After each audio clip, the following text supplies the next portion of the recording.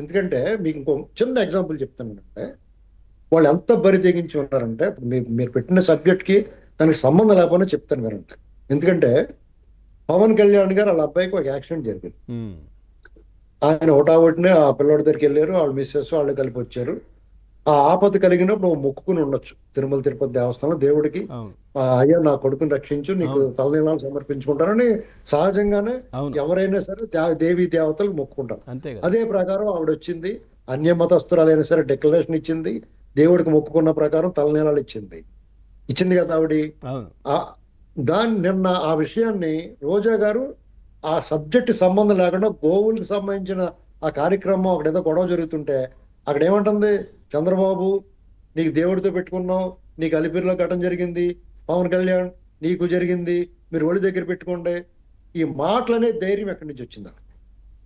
ఆ వాతావరణాన్ని ఎవరు కల్పించారు? ఆ దమ్ము ఎక్కడి నుంచి వచ్చింది వాళ్ళకి? మొదటి 3 నెలల్లో పారిపోయిన వాళ్ళు వాళ్ళు వచ్చి బయట ఎందుకు మాట్లాడుతున్నారు? ఇక్కడ ప్రతి ఒక్క కార్యకర్త నేను చెప్తున్నాను, నేను గమనిస్తున్నాను. ఎందుకంటే వీళ్ళకి ప్రభుత్వంతో నాయకులతోటి చంద్రబాబు గారు, పవన్ కళ్యాణ్ గారు, లోకేష్ గారితో డైరెక్ట్ యాక్సెస్ లేని చాలా మంది, వందలాది మంది, వేలాది మంది మాతో కాంటాక్ట్ లో ఉంటారు. వాళ్ళ ఆవేదన ఉక్రోషాలంతా మా మీద కక్కేస్తున్నారు. మా బుర్రపాడైపోతుంది. మేము ఎంత సమయంలో పాటించాలి, సహనంగా ఉండాలి. ఎందుకంటే వాళ్ళ మనసులో మాట మా గొంతులోంచి రావాలని వాళ్ళు కోరుకుంటున్నారు.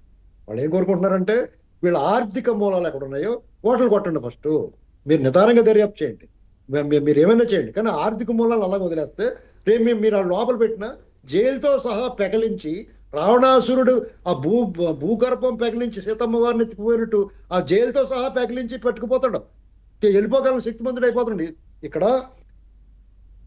ఇక్కడ ఈ దేశంలో ఇవాళున్న పరిస్థితుల్లో డబ్బు చేయలేని పని ఏమీ లేదండి. ఇది గమనించుకోవాలి. ఎందుకంటే ఈ దేశంలో అత్యున్నత దర్యాప్తు సంస్థ సిబిఐ అవినాష్ రెడ్డి ఎస్టాబ్లిష్ అయిన తర్వాత అతను అరెస్ట్ చేయలేకపోవడం ఏంటండి? ఇది విడ్డూరం కదా? ఇక్కడ రాష్ట్రంలో ఉన్న పోలీస్ వ్యవస్థ మేము ఏమీ చేయలేవని చేతులు ఎత్తేయడం ఏంటండి? ఇవాళ వరకు కూడా ఆ కేసు ఎస్టాబ్లిష్మెంట్ అవ్వకపోవడం ఏంటండి? ఆ నిందితులు వాళ్ళు లోపల పెట్టలేకపోవడం ఏంటండి? నిజంగానే సిబిఐ అనుకుంటే సార్, గతంలో డేరా బాబా అని ఉండే కదా, ఆయన సామ్రాజ్యం లోపలికి ఎయిర్ లిఫ్ట్ చేశారు, మొత్తం తీసుకుని వెళ్ళిపోయి అక్కడి నుంచి రాబట్టుకుని వెళ్ళిపోయారు. ఆయన అంత చేయగలిగారు.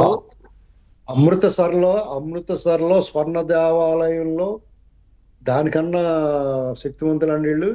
అంతే కదా, ఖలిస్తాన్ ఉగ్రవాదులు తీవ్రవాదుల కన్నా శక్తివంతులు అండి వాళ్ళు. ఏరి పారేశారు. అవును, అది సైనిక చర్య అనకుండా పోలీస్ చర్య అన్నారు. ఎంతసేపు అండి పోలీసు తెలుసుకుంటే వాళ్ళకి మనం సరైన స్వేచ్ఛను ఇవ్వాలి, వాళ్ళకి ఒక భద్రత భరోసా ఇవ్వాలి. ఎందుకంటే వాళ్ళు కూడా ఉదాసీనంగా మారిపోతారు. ఎందుకు మారిపోతారంటే మనకెందుకు వచ్చిన గొడవ, మనము 30 ఏళ్ళు ఉండాలి, వీళ్ళు 5 ఏళ్ళు ఉంటారు, పోతారు, మళ్ళీ ఇంకోటి వస్తాడు, మళ్ళీ ఆడితోటి ఎందుకు ప్రాబ్లం, అతను మళ్ళీ రాడు, తుడిచేస్తున్నాము, అతన్ని అసలు ఈ రాజకీయ ముఖ్యత మీద ఉండడానికి అర్హత లేదు, ఇదిగో చూడండి క్లీన్ చేసేస్తున్నాం అని చెప్పేసి ఒక భరోసా ఏది కార్యకర్తలకు కానీ, పెట్టుబడిదారులకు కానీ, ఉద్యోగులకు కానీ, అధికారులకు కానీ ఆ భరోసా కల్పించమని అడుగుతున్నాం. అంతే సింపుల్ గా. భరోసా కల్పించడం అంటే ఒక్క మాట, భరోసా కల్పించడం అంటే ఏంటంటే తెలుసా? రెడ్ బుక్ ఎక్కడ పెట్టుకుంటారు? 10 నెలల్లో 11 నెలల్లో అని వాగిన జోగి రమేష్ అలా మాట్లాడి ముగిసిన మరుక్షణం అతను జైల్లో ఉండాల. మిమ్మల్ని రమ్మంటారండి సిఐడి వాళ్ళు అని చెప్పేసి. నన్ను ఏం పీకుతారు, ఏమి ఇంటికి పీకుతారా, నన్ను ఏం పీకలేరన్న పేరు నాని రండి మీకోసం అక్కడ పీకించుకుంటారు. ఇప్పుడు మళ్ళీ గత 4 వారం రోజుల క్రితం మళ్ళీ మాట్లాడుతూ ఉన్నారు, ఏంటి రెడ్ బుక్ రైటరు లేదంటే దత్తపుత్రుడు, ఇవన్నీ మళ్ళీ మొదలు పెట్టాడు పేరు నాని. అలా కాదండి. ఇప్పుడు వీళ్ళు ఎంత పద్ధతిగా చట్ట ప్రకారం రాజ్యాంగాన్ని అనుసరించి వెళుతుంటే వాళ్ళు ఏమన్నా వీళ్ళు వదిలిపెట్టారా? ఒక పాస్టర్ గారి మరణాన్ని, ప్రమాదాన్ని ఏం మాట్లాడి ఎంత ఆర్డర్ చేశారండి? తిరుపతిలో ఆ గోశాలలో గోవుల మరణం చాలా సహజంగా జరుగుతుందండి. వేసవకాలం పైగానే. అందులో వయసు అయిపోయిన ఆవులు ఉంటాయి, వాటి డెఫినెట్ గా సహజ మరణం పొందుతాయి, లేదా 1-2 నాటికి రోగాలు వచ్చి పోవచ్చు. దాని వాళ్ళు ఎంత అడవాడు చేస్తున్నారు, ఎంత గొడవ చేస్తున్నారు. అసలు తిరుమల తిరుపతి దేవస్థానం అప్రతిష్ట పాలు చేసింది వాళ్ళు, అపవిత్రం చేసింది వాళ్ళు, అపచారం చేసింది వాళ్ళు, అవినీతి చేసింది వాళ్ళు, అక్రమాలు చేసింది వాళ్ళు, తిరిగి వీళ్ళ మీద అంటున్నారు.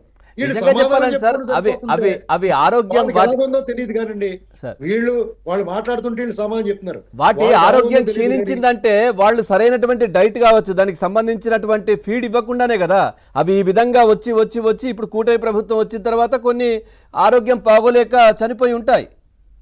ఓ, ఇది సహజంగా కొన్ని జరుగుతాయండి. అవును. ఒకవేళ అదేమన్నా ఉంటే వాళ్ళు వెళ్ళొచ్చు, చూసుకోవచ్చు, ఇది తప్పు జరుగుతుందని సలహా ఇవ్వచ్చు. వీళ్ళు ఇన్ని రకాలు వీళ్ళు. జగన్మోహన్ రెడ్డి అంటే వినడం. వీళ్ళు మనకంటే వాళ్ళు చెప్తే బాగా అంటారు వీళ్ళు. నిన్న అదే చాలా చెప్పండి, క్లియర్ గా సార్ ఈ కోటమి సందర్భం మీరు తెచ్చారు కాబట్టి చాలా క్లియర్ గా భూమన కరుణాకర్ రెడ్డి గారు కావచ్చు, రోజాకు కావచ్చు, వీళ్ళకి పోలీసులు చెప్పారు మీరు వెళ్తారా వెళ్ళండి, చూడండి ఏం జరిగిందో చూడండి.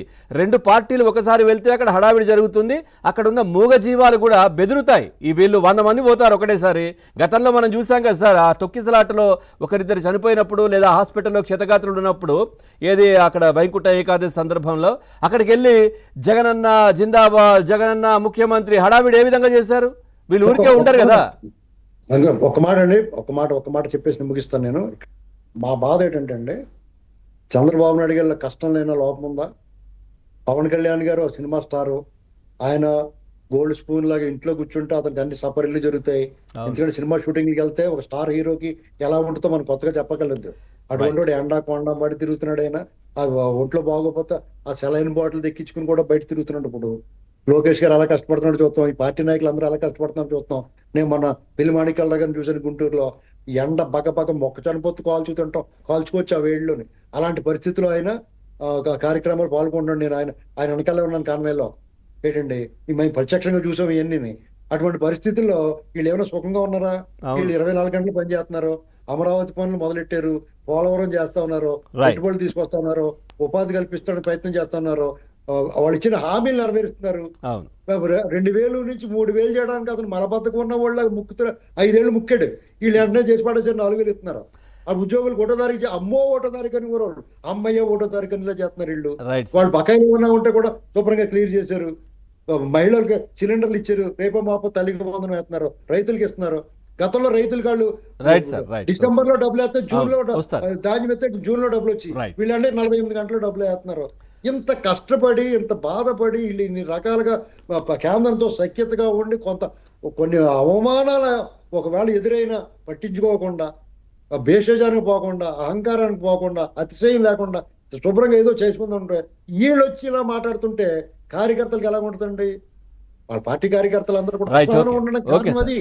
దాన్ని జనరంజకంగా చేయండి. కొంచెం అంతే. అప్పుడప్పుడు రైట్. మంచి సీరియస్ సినిమాలో ఒక ఐటమ్ సాంగ్ పెట్టిన టపాల్ ఒక ఇద్దరు లోపలే చేస్తే వాళ్ళు సంతోషంగా ఉంటారు. Right, okay, right. మాణిక్యరావు గారు, అంటే ఇందాక సందర్భం తీసుకొచ్చారు కాబట్టి ఇప్పుడు ఏదైతే మొన్న ప్రవీణ్ గారు, పాస్టర్ ప్రవీణ్